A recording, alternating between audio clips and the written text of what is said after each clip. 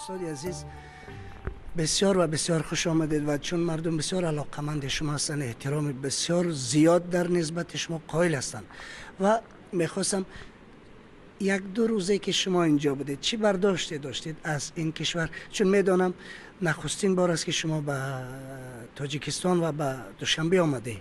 من خیلی خوشحالم و خود را سعادتمند میدونم که توفیق این سفر رو پیدا کردم. از خیلی وقت بود که نیت داشتم و اراده کرده بودم که هر وقتی خداوند توفیق عنایت بفرمایند بیایم به دیدار برادران و خواهران خوبم و دوست داشتنی هم در این کشور دوست داشتنی تاجیکستان و دل و دیده رو با دیدارشون تازه بکنیم و به جان صفایی دیگر بدهیم.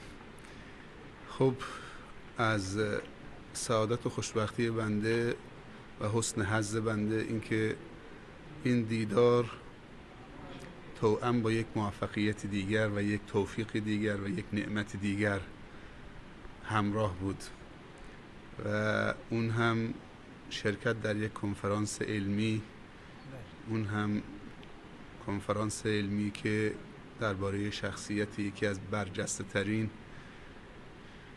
عالم جهان اسلام و جامعه انسانی حتی برگزار می شد در این کشور خوب که هم از دیدار دوستانمون بهره مند شدیم و هم از مسائل و مباحثی که در این دو روز در این کنفرانس توفیق حضور داشتیم استفاده بسیار زیادی بردیم. این که انسان توفیق پیدا بکنه که 500 عالم رو در یک جا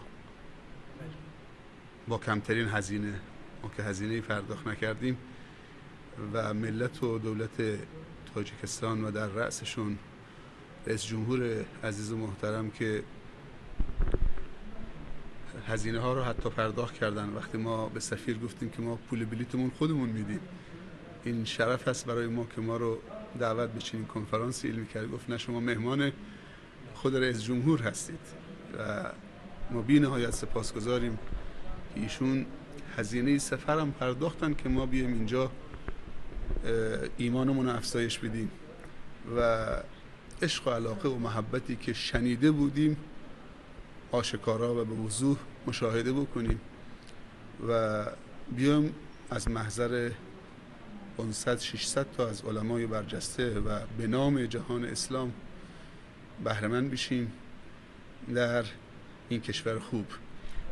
و استاد عزیز ویژگی های اصلی این همایش در چه بود؟ یعنی چه مخصوصیت ها داشت و چه ماهیت را دارا بود از نظر شما استاد عزیز؟ والله ماهیتش که بالاخره مسائل علمی و اخلاقی و ارزشی بالاخره پیشوایی که متعلق به کل جهان اسلام هست، نه متعلق فقط به برادران احناف و خواهران احناف. در نتیجه ایشون الگوی کل جامعه اسلامی و انسانی هستند، امام اعظم، و ایشون در عراق زندگی میکردن، در اونجا به دنیا آمدن و عراق ملتقای ملت ها و تمدن های متعدد و فراوانی قبل از اسلام و بعد از اسلام و ملتقای افکار و مذاهب عقدی و فکری و دینی متعدد بود. در نتیجه امام در یک فضای اونجا رشد کردن که برای همه بودن و مال همه بودن. حتی ادیان دیگه، مذاهب دیگه، فرق دیگه اونجا بودن و از حسن ادب و برخورد و معاشرت و قوت منطق امام و استدلال امام که واقعاً به قناعت میرسون طرف مقابلو چون هیچ موقع نخواستن با مخالف به دید مخالف نگاه بکنن، بلکه همیشه دوست داشتن که مخالف یه روزی موافقش بشه.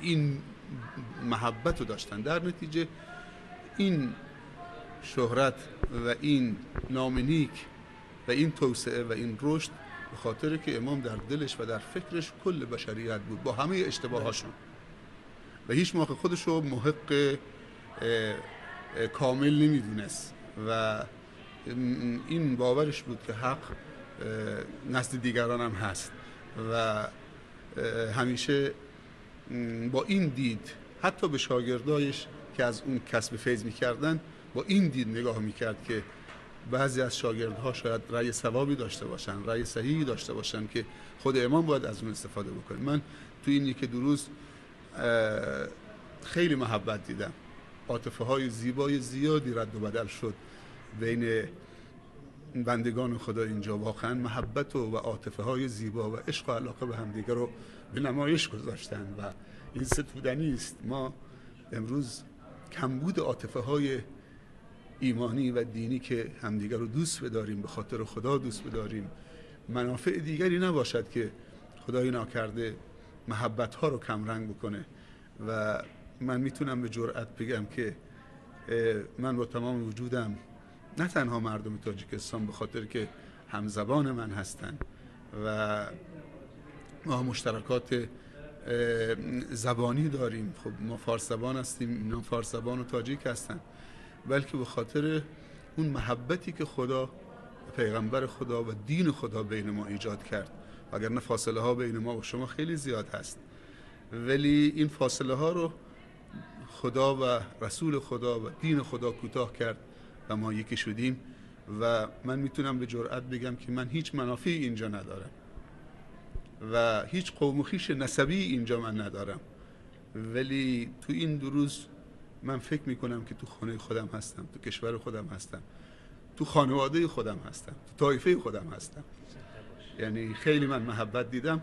قطعا من مطمئنم که اگر این احساس و این عاطفه دو طرفه نباشه جواب نمیده.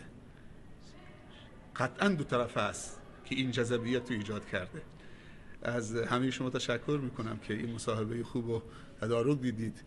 من برای آخرین بار به ملت خوب و دولت خوب تاجیکستان بگم که به خاطر خدا دوستشون دارم. انی احبکم فی الله، به خاطر خدا دوستشون دارم و به خاطر خدا باشون ارتباط دارم و امیدوارم که این محبت روز قیامتم در بهشت خدا انشالله ما با هم جمع بشیم و به دیدار خدا نائل بشیم. و برای ملت و دولت و حکومت تاجیکستان آرزوی موفقیت و سربلندی و خاتمه به خیری دارم. همچنین برای شما که این مصاحبه زیبا رو تدارک دیدید. خدا یار و یاور و نگهدار شما باد. السلام علیکم. تشکر زیاد استاد عزیز.